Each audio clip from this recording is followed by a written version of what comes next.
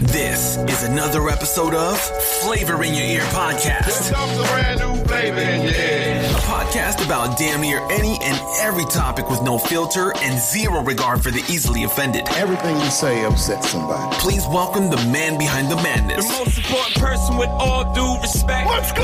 Your host and audio flavor maestro, My man. Marquise Edwards.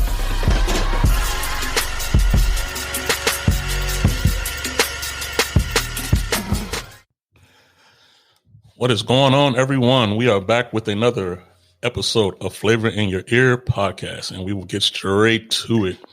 We've been reaching out, I've been reaching out to a lot of unique guests that have, their opinions, thoughts, viewpoints that we love to share here. And it's how we grow as an audience, how we grow as a people, society, all those things like that. Having these conversations, tough conversations with zero regard for anyone that has any differences with what we say, because we speak freely on this podcast. So today I have a special guest, Andre Paradis. And he had to tell me how to, because he has an S at the end of his name. He had to tell me in the beginning, don't say the S, because I'm 1,000% sure would have said the S at the end. But he educated me in our green room session, so that was pretty cool way for us to warm up right there. And he also speaks French, which is outstanding. So I'm going to give him a few moments to introduce himself, basically just to tell a little bit about his background and what brought you to where you are today. I did read your bio, but I think it's best that you kind of, speak on yourself. You who can talk better about yourself than you, right? So let them know about it, Andre. Absolutely. Good morning. Good morning. By the way, Marquise. Marquise, see? I had to. Yeah. I should have checked that out first. no worries. I just assumed Marquise. So, my story. I have three stages to my life. Okay. Right, and that's it. So, pull me out, or it's a long story but I won't try to make it short. So, in a nutshell, I was 5 years old. I was born in the number 4 kid in a family of 5. At the age of 5, when I put my thoughts to my feelings, it takes consciousness to bring that together. At 5, I realized this was I remember the moment sitting in the steps exactly. I remember the wallpaper. I remember the carpet. At 5 years old, I realized, like a hammer to the head, that I was born in the wrong family. Why you say that? How's that possible, right? These people don't like me. I don't like them. We have nothing in common. Somebody made a mistake somewhere. The stork dropped me off at the wrong house. I don't know, but this is all wrong. And this is so obviously all wrong. And it was always wrong, but I put it together that moment. Wow. This is a terrible mistake happened here. I don't belong here. I don't belong here. At 5 years old? At 5 years old. Oh, okay. So what happened from that moment is that I became hyperly aware and watching and noticing and literally watching the world around me at all time like a hawk. First, trying to understand how that's possible, confusing and scary, right? It was terrifying, actually. Understanding that I could just disappear, nobody would notice. Straight up, And so, but then kind of like a hawk, I was watching them, watching me, watching interaction, watching how this is possible. When I start going to school, I'm the awkward, weird, strange kid because I don't even know why I'm so that was my sort of default system. I started at 5 watching people, watching the world, watching everything out of protection. Anyway, so from that place, I became fascinated with the human condition. How does that happen? How come you turn on like you and I turn on like me and he turns like him? And there's that guy that all the girls like, and he's not that he's handsome, but there's something about him, right? And vice versa. That's amazing, right? So I became very highly tuned in reading people, sensing people, that kind of stuff. So fast forward to 15 years old, I went to a private high school / college. Okay. And because it was fancy, you could take dancing for PE, physical education. Dancing, ballroom dancing. Now, I was a loner. I was a swimmer. If you look for me, you found me sitting at the bottom of the pool. Now, this is back in Canada. So, just to get dressed, to get in the pool, it was always cold. It was always, freezing all the time. So that first year, the first week of the class, before I started in that school, a girl comes up to me, a little tiny thing, and she says, "Oh my God!" She knew my name, which I don't recall even anybody knowing that I was alive. So she came up to me. She goes, "My God!" She goes, "You want to take ballroom for PE?" And I'm like, "What?" And she's like, "Well, we get to be a part of blah, blah, blah, blah." But she goes, "You have to sign as a couple. I need a partner. You want to be my partner?" And my two thoughts. The first one was like, I want to have to change to get in the pool. Yes. Number two, I'm looking at her. She's this petite little, gorgeous little thing. I'm like, I get to hold her in my arms. Yeah. Dork City here, right? Like, oh, yeah. Yeah, right? So this is what's interesting. So a week later, we actually get in class. First time ever in a dance class. I'm 15 years old, close to 16, but I'm a teen. Awkward. And this was the gift from God. As I'm holding him in my arms, and I remember the teacher's on my right? Everything that he did, I could copy it. Like, on the spot. Like for the first time? I had all of it. Like, whatever you I saw it. I did it. Oh, wow. So that was really interesting, right? Because I had the talent for this that was in there that I didn't know. Gift of God, right? But like enough that the teacher used to get frustrated with me. He's like, "Can you struggle a little bit?" I'm like, "Oh, how do you struggle a little bit?" Like, I got it. Right? So what happened is me and her would advance really quickly, and I end up often just standing there because we had it. I had it, so she just follows me, right? So, so then of course I became his assistant because he pulled me in as opposed to push me out. push so you now out. I'm the guy who's dancing with all the girls because the other guys are struggling, right? So I became, and all of a sudden, guess what? From geek to star, zero to hero in like 10 minutes. So like, okay, so that was interesting, and I remember there's something a little cosmic about this, but. When you the vibrations of music, right? The frequency of music and the frequency of using your body, when you put them together, right? When you cha cha ah choo choo ah cha cha choo choo ah, right? Like when they come together, rhythm wise, vibration wise, like there's such a euphoric feeling in the body. Like singers know this. When singers hit that note, they sometimes start crying, right? There's a vibration that's sort of godly. Dancing is similar. That's why people get addicted to dancing. Dancers don't claim to dance for a living. This is who they are. I'm a dancer. It's an identity, right? So I get it. So I think for the first time in my life, I felt joy and I smiled. I think in that class, the first time in my life, like it just lifted my spirit. That, like, what is that? Wow, that feels good, right? And then there's endorphins and dopamines that come with the chemistry of that, and right. So sure enough. I did this for 4 years till I was out of college, and that was the thing. That's the only thing I wanted to do. I just wanted to feel better. I just wanted to feel better. Forget school. I just wanted to move my body to music, right? So disco dancing and all kinds of it became my thing. So I moved to the West Coast, and I get to the West Coast, and there's no ballroom anywhere, which is interesting. It was everywhere on the East Coast. There's none, zero, like none. I'm like, man. So I ended up stepping into a jazz class, which is not what I was doing. It was a ballroom dancer. We don't change your clothes, you just change your shoes. But now I'm going to, jazzercise with like the headbands and the leg warmers and what the hell is this? And the condition, right? The class is an hour of conditioning before you even start dancing. And if somebody tells you how to dance, you're supposed to do their way. Anyway, so long story short, I jump in the class like this just because I want to dance. I want to feel that freedom that in my body. I want those good chemicals. And it's awkward. It's different. It's so freaking different. But in 3 months, this is again my life. It's ridiculous. I should write a book. It's ridiculous. In 3 months, I got a scholarship. Like I can hardly stand up in the world of jazz dancing, but somebody saw something. So they gave me a scholarship so I could train for free. What? So at the time I was doing construction for a living. I'm 19 years old, and I do construction all day and I go to dance class in the evening for free.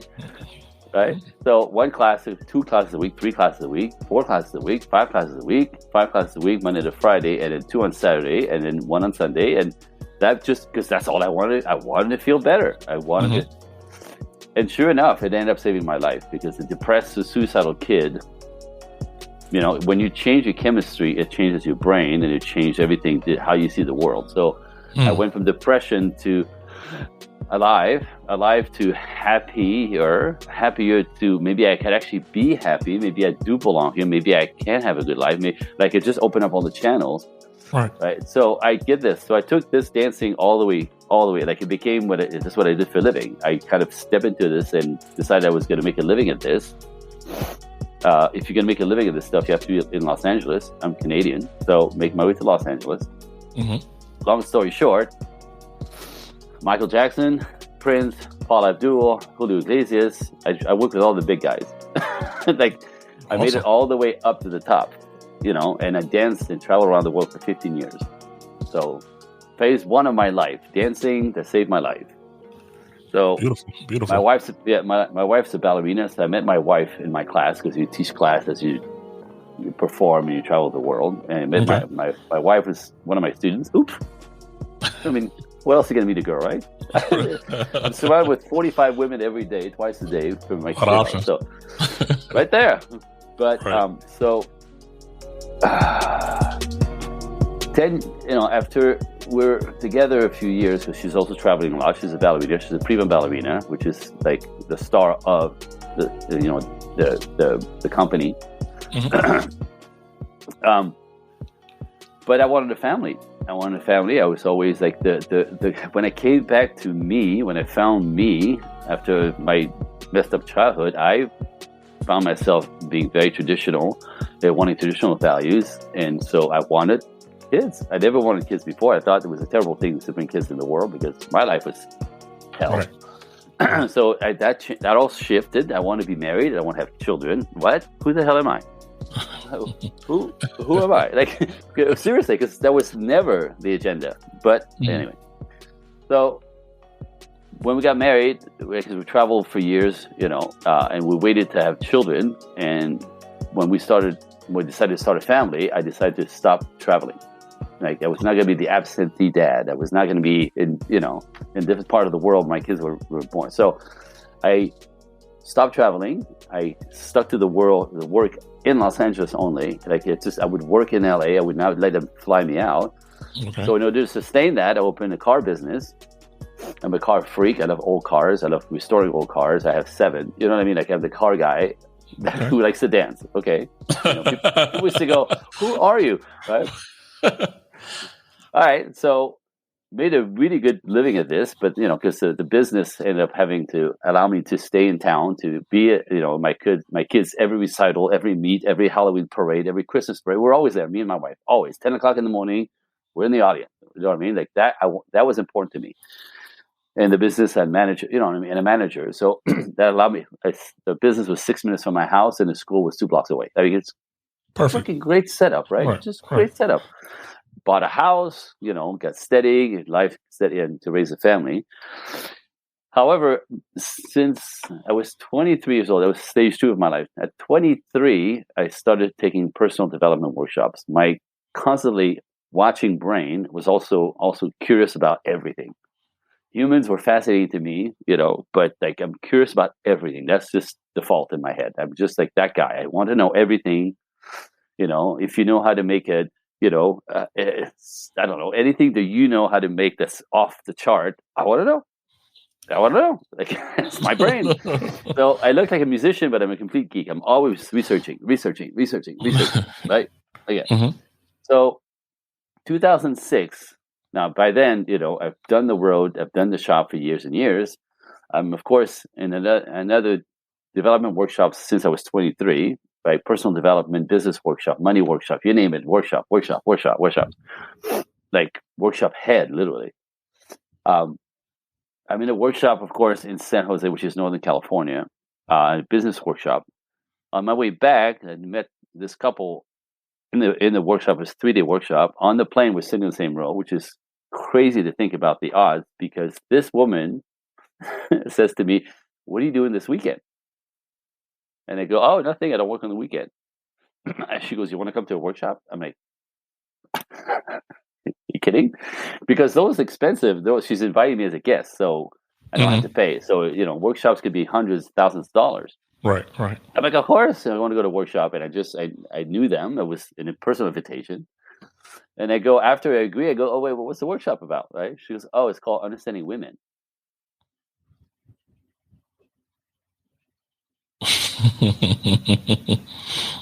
Wait, what? Now you have to understand, without real arrogance, there must have been some, but without arrogance, because of my life, my artistic temperament, my dancing abilities, I never had problems with women. Right. You said, I understand. You said, I'm fine. I'm like, I'm good. What are you going to teach me? I know how to do this. And I also had a knack. I always attracted sweet women. Mm-hmm. If you meet my wife, you go, oh, wow, no kidding. I get it, right? Instantly. But that's always the type I attracted. So I thought it was me. I did. I thought it was me. I got something. Look, she's good. She's really good, right? They were all really good. Hey, right. So I thought it was me anyway. So I remember the Saturday morning, I lived 40 minutes from the airport because it's an airport hotel, the workshop. And I'm driving down, and what are you going to teach me? Really?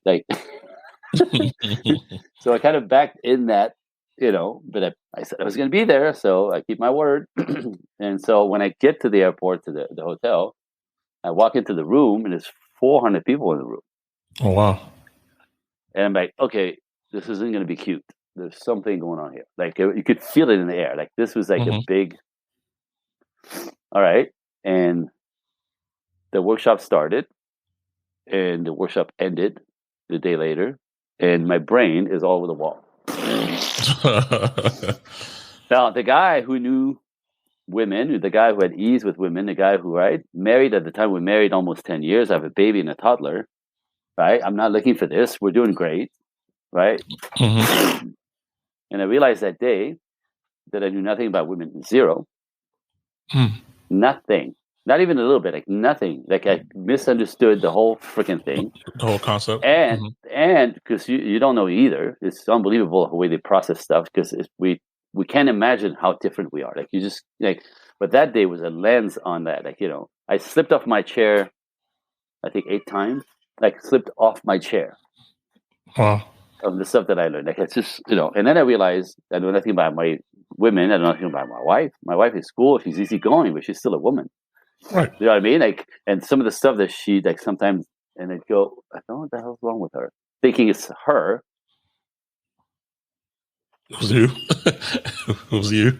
Not knowing, no intentions, really, Mm-hmm. but I would, stuff that would go wrong was typically off of me, but I never had an intention, so it can be me. So it's something wrong with her, right? It was always a default. I'm not trying to hurt her feeling.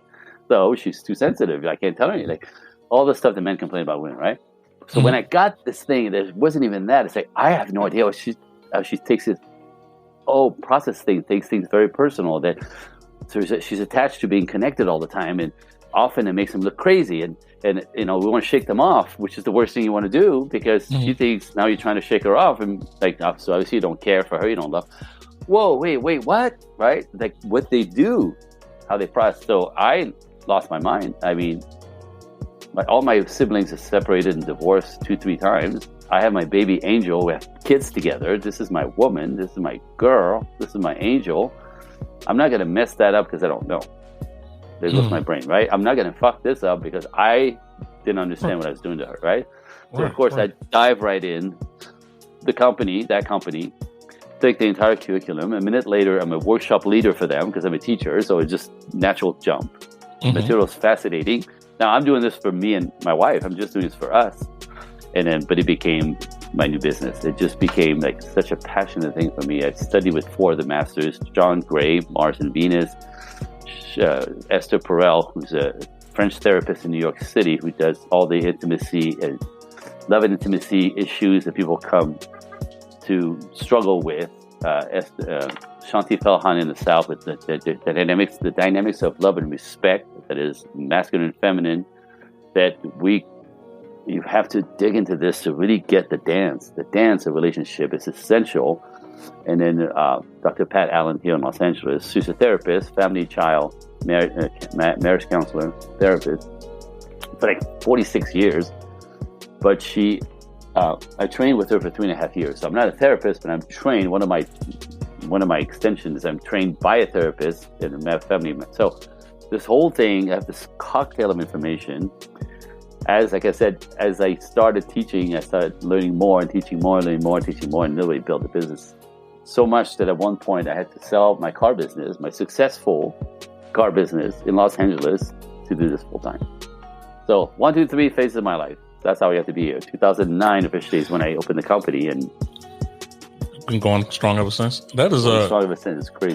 That's actually, and that's a really, really unique story. And I love how you provided so many details about it, because I literally was like living. You can picture it. I can picture it now. I felt like, you know, you kind of like gravitated me in to see how, and I agree with a lot about the things you said, and probably some of the same reactions I would have had I been in that situation. So yeah, I mean, I'm just being honest, you know, that's kind of, I feel the same way. Like, I'm married, I got a kid already. What the hell are you gonna tell me about?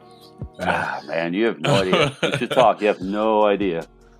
So I'm assuming that's how your Project Equinox started. That's the story. Equinox. The Equinox is the perfect balance between light and day, dark and light, right? So the balance between men and women, like the understanding that you need in order to dance. So look behind me. Okay. It's me and my wife, ballroom dancing. Oh, beautiful. But this requires learning. You know, this is what people don't understand. They think relationships should just happen. It should be easy, and you should get along, and it should just work, right? No, you have to learn. You have to learn to dance. This is not easy.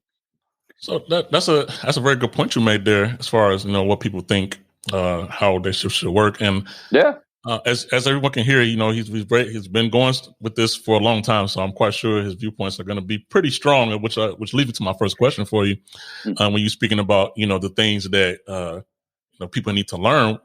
This, in your opinion, Andre, why are love relationships? You know, what makes it so hard in today's society? Because there has to be some reason, right? I mean, I know there's no, like, what do you think is? I mean, based on your opinion or your feelings, what do you think makes things so difficult nowadays versus before, or, you know, comparison? Great question. You might have to hold me back. Let them have it. I may go off, and it's going to trigger all bunch of people, especially the younger ones, who let them get triggered. Believe in equality at all costs. That, you know, gender neutral is the way to go. That you have to get rid of all stereotypes for people to truly be happy, because stereotypes are what kills. Fuck all that shit. Sorry, but all that shit. Speak your mind. No, please. But what happened is this is not even my opinion. This is my observation. This is what I live. This is what I do every day.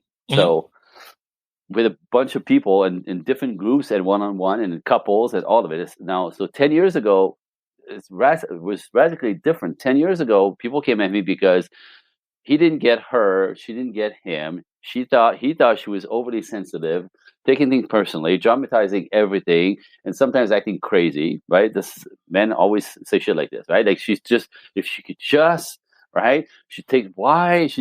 Are we still talking about this, right? Like, she's crazy again, right? And we just sort of walk away, right?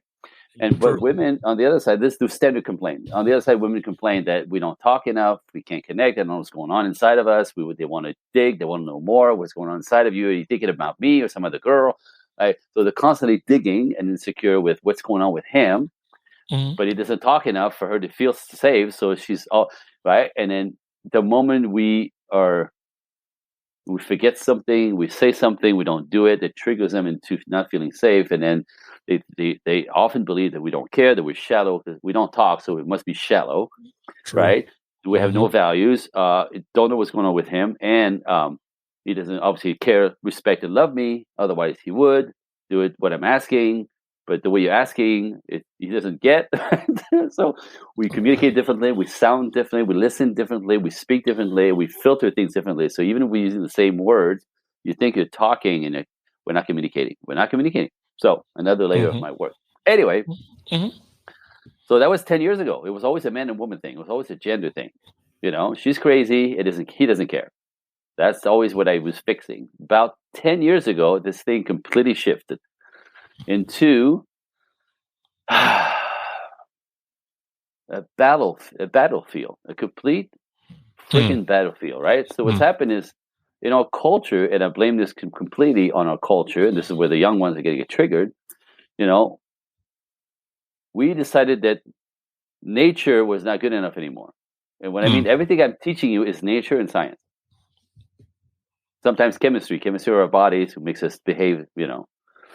So we decided that women were better than being women. But to be a woman, like be a wife and a mother was below standard. So women to be valuable had to become man, make money, be independent, strong, powerful, independent is the way to go. That's the only way to go, and right now, one of my assistants is 27 years old, beautiful young girl, feminine as hell, right? Just lovely, wants 2 kids and a family. She can't say that out loud. She cannot say it out loud to her teachers, to her friends, to her mother. Girl, what's wrong with you? You know better. You're better than a slave to some man. What the hell? Slave to some man, right? You're better than, making babies. What are you going to do in the world? So now we raise women to be masculine, strong, independent, and powerful. We used to raise men that way, boys. But now we raise women to be manly, and that's the only way to go, and forget marriage and kids, because you're better than this. Really. Against nature, right? And now we raise men to be sweet, sensitive, vulnerable, talkative, share your feelings, show me what's inside, cry for me, right? And we shame men out of building the masculinity, right? So a man has to find his mojo in the world. A normal male, you encourage him to go fight for his life, fight through his fears, conquer his fear, conquer his character, build his character, conquer his insecurities, that builds his confidence, that makes him capable, valuable, and then from the other side of conquering his life, he wants to share this with somebody, a woman, and start a family and build a life. That's what makes men happiest, And same with women, right? Like there's a lot of data on this that both men and women are happier in life when the relationships are working, especially the love relationship, the big one, right? Very successful people. I'm in Los Angeles. Very successful people who can't manage their love relationships or can't manage or they keep failing or they're not successful in love feel like failures. I get it, both men and women, because life sucks when you're battling with your mates or one after the other. You can't find the right one, right? Like it's not a hat. So okay, that's interesting. So let's look into this. So what happened? Well, we now raise women to be like men at all costs. First, we raise men to be like women, because right now in our culture, like if a guy isn't sweet, sensitive, vulnerable, talkative, get in touch with his feelings, you know what I mean? He's not. No women are gonna be attracted to him. Like he's not a good man. So, and a woman, unless she's balls out, and independent, has her own everything, and doesn't depend on no man, unless she's like this, she's not a good woman, right? She's supposed to be superwoman. And it's impossible. It's impossible. It's impossible. This is what I see every day, right? So like the belief system out there, they're pushed in the culture that women are valuable for what they do and men are valuable for what they don't do is exactly backwards. So we flip the script on nature, and this is why everything's gone to hell. It's very safe. It's simple. So that's the whole thing. I see it like every day. So you ask me what happened? Get this. This is a time in history, in human history. This is huge. Right, where we flip the script and we kind of got rid of all the standards, right? No standards of anything, right? No gender roles, really. No role models that are normal, right? Like everything's outdated, right? Everything that's classic is stupid. Everything that's weird is now the new normal, right? So we open the channels and everything. I get it. To some level, we needed that, but that went way too far. Yeah, and no stereotypes, that's toxic, right? So in the history of humanity right now, and there's data on this as well, right? I mean, again, I'm teaching you data. I'm not making this up. I forget who did the study. Came out like 3 years ago, that women today are the less happy that they've ever been in human history. Of all time. Of all times. But they have less happy than their mothers and their grandmothers, and to suppress everything from the 50s. Right, but they have more, right? That's what they say, like they're financially, more materialistic things, more, but they're not. But that's key. It's not the key to happiness. It's not the key to happiness. You act like a man. You act like a man inside out of your nature as a woman, right? The woman's nature is to be nurturing, and they create life. That's the nature of a woman, right? They're nurturing beings, and they make life. Now that's a big deal. Yes. But now you're not supposed to be doing that. You're better than that. You're supposed to act like him. Like, so do you see the absurdity here, right? So I'm not saying that you should be a woman, a wife, and have kids, and that's the way to be, and that's nature. All right. You do whatever the hell you want, right? I don't care. You want to be a woman with a badass and don't have kids, you probably should if you don't want kids, right? But the culture is messing women up and making that not right, making that making it wrong, making them wrong, right? So the feminist movement was always about choices for women. You want to be a wife, you can be a wife. You want to be a CEO, let's open the channels, right? There was always opportunity. That's not what it is anymore. Right. The feminist movement is anti-male. You're now tuned in to Flavor in Your Ear. Flavor in Your Ear.